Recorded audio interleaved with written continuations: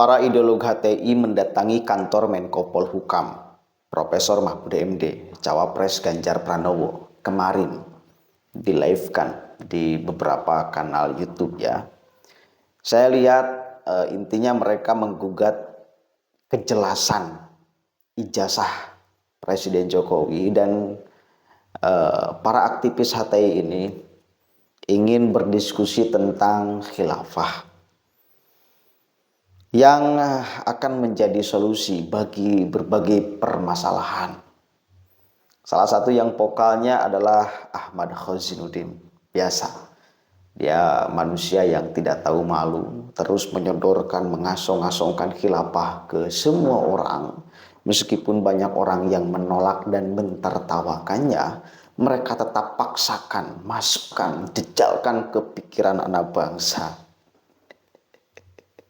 Oke, sebelum saya panjang lebar kita lihat dulu nih. Ini si Khazinuddin ini manusia yang bagi saya kurang ajar di Indonesia. Kurang ajar. Beberapa hari yang lalu saya pernah membaca ketika dia bahkan mensetan-setankan Anies. Itu bahkan Anies ya, apalagi yang lain. Anies juga disetan-setankan. Kenapa? Karena akan masuk ke sistem demokrasi, akan ikut pilpres. Ya kata Khazinuddin, ya dia akan menjadi iblis. Kan itu. Nanti akan saya baca sedikit tulisannya sebagai penegasan bahwa orang-orang seperti ini punya pola pikir yang bermasalah di Indonesia, di Republik ini.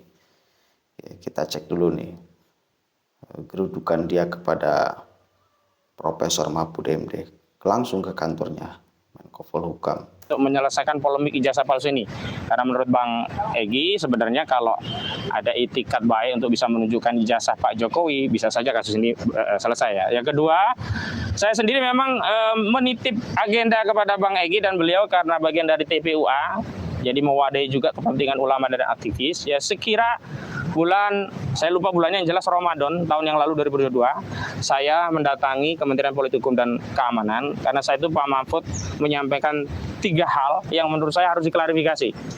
Yang pertama, Pak Mahfud menyampaikan bahwa haram mendirikan negaranya seperti negaranya Nabi. Yang kedua, bertanya tentang konsep khilafah baku itu seperti apa.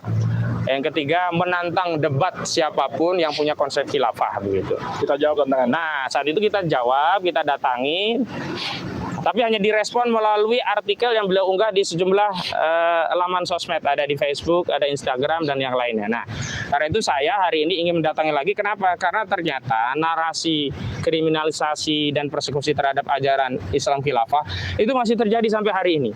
Tentu yang pertama saya ingin bertemu dan mendapatkan jawaban langsung dari Pak Menko, karena beliau kan terbiasa lah untuk berdialog, berdiskusi ketika ketemu-temu. Nah, lebih baik kita saling menyampaikan pikiran pendapat karena kita ingin ya energi anak bangsa yang ada di negeri ini bisa menjadi potensi untuk kebaikan bangsa ini. Karena saya yakin Pak Mahfud, kita semua niatnya sama, ingin kebaikan bagi negeri ini.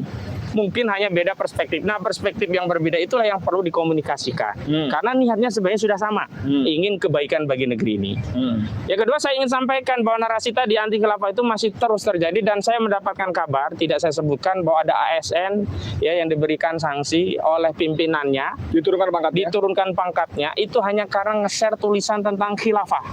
Padahal khilafah itu kan ajaran Islam. Nah, saya ingin Pak Mahfud bisa menjadi leading sektor dalam Kementerian Politik Hukum dan Keamanan untuk memberikan pengertian yang benar terkait ajaran Islam. Jangan sampai ada kekeliruan dan bahkan kekeliruan itu bisa membatalkan akidah umat Islam. Karena baru-baru ini kan kita tahu ada ajaran Islam yang sangat agung, yakni sholat justru dijadikan bahan canda-candaan. Nah, ini kan tidak bisa. Nah, saya ingin juga nanti khilafah ini tidak ditafsirkan keliru. Wong ajaran Islam misalkan ditafsirkan sebagai kejahatan. Ajaran Islam misalkan ditafsirkan membahayakan, merusak, mengancam dan seterusnya. Padahal hari ini yang jelas nyata-nyata merusak negeri ini adalah korupsi yang sampai hari ini tidak pernah bisa diselesaikan. Bahkan kami ingin mempertajam data 349 triliun ya. Apa kabar? TPPU yang dikabarkan oleh Pak Menko Polhukam, Pak Mahfud MD, yang infonya itu terjadi tadi. Dan saya ingin tegaskan, di antara salah satu predikat krim dari TPPU, tindak pidana pencucian uang, itu berasal dari korupsi. Nah, karena ada korupsinya, tentu kita punya kepentingan bagaimana perkembangan kasus itu, dan kita juga pengen tahu apa sih komitmen Pak Mahfud untuk memberantas korupsi, termasuk masalah TPPU ini.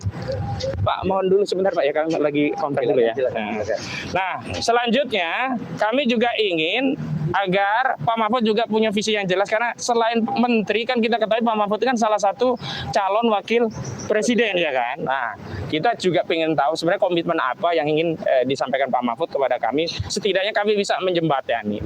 Dan yang paling penting, karena saya punya kepentingan untuk minta dijembatani oleh Bang Egy untuk mendiskusikan khilafah tadi di tempat yang mulia ini, di depan Kementerian Politik, Hukum, dan Keamanan, saya menegaskan bahwa khilafah ajaran Islam, tidak ada satupun pasal atau peraturan perundang-undangan, termasuk konstitusi kita, Undang-Undang Dasar, yang melarang setiap umat Islam di negeri ini untuk mendakwahkan ajaran Islam khilafah, termasuk meyakini khilafah sebagai ajaran Islam, meyakini bahwa khilafah akan membawa kebaikan bagi negeri ini, dan berusaha untuk memperjuangkannya sepanjang, tentu sepanjang tidak menggunakan cara-cara kekerasan.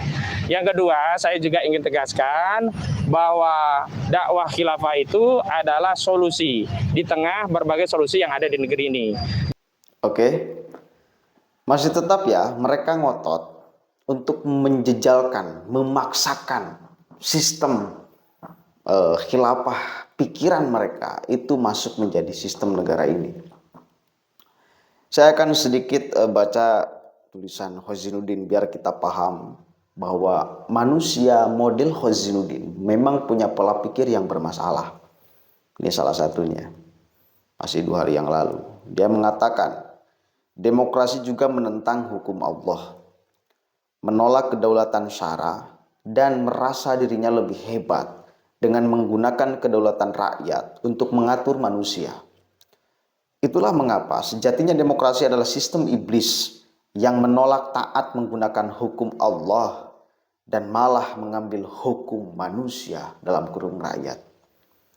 Ini makanya jangan sampai Anda menyalahkan orang yang menyalah-nyalahkan khilafah. Kenapa? Karena ente semua para pembawa doktrin khilafah ini berbicara seperti ini. Maka mau bagaimana orang lain tidak jengkel? Karena gini loh, saya berulang-ulang kali katakan, emang ada. Coba sodorkan satu ayat yang mengatakan kita mesti bernegara diatur oleh sistem khilafah. Mana ada gak ayatnya? Satu aja. Ayat Al-Quran itu hanya berbunyi inni ja'ilun fil ardi khalifah. Tidak ada khilafah. Lalu hadis mana? Khulafaur Rasyidin, Abu Bakar, Umar, Utsman, Ali, itu punya aturan, punya sistem yang juga berbeda. Udahlah, ente intinya punya pikiran yang keliru mengenai tentang khilafah. Makanya ditolak oleh banyak orang. Oleh organisasi-organisasi terbesar di Republik ini. Oleh NU, oleh Muhammadiyah, dan lain sebagainya. Anda itu hanya seonggok debu di Republik ini yang mencoba sok paling pintar, sok paling ngerti tentang Islam, dan lain sebagainya. Padahal ada orang yang lebih memahami daripada Anda.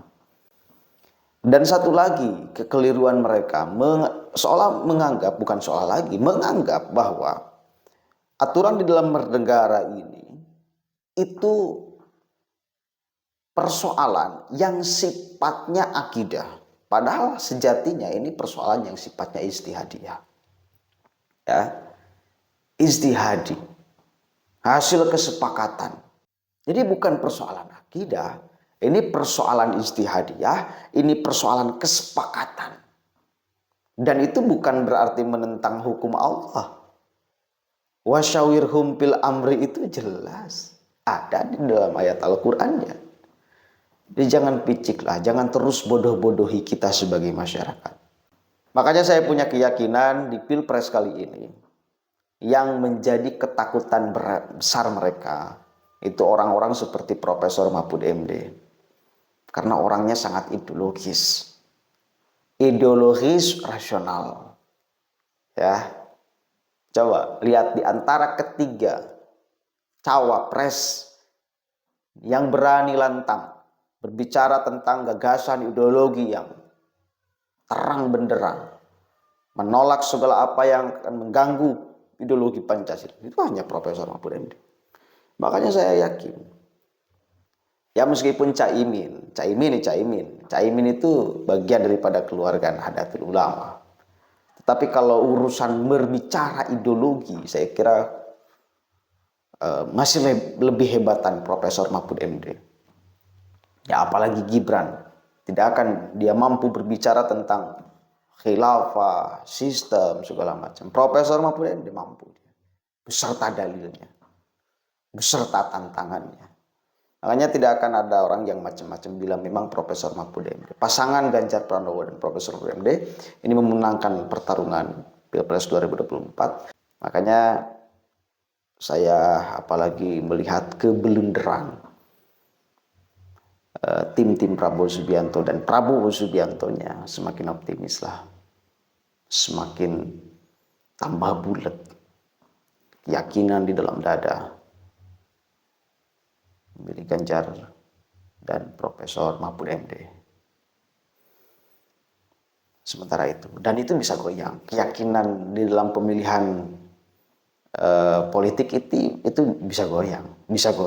Namanya politik bukan akidah, santai aja. Gitu, santai aja.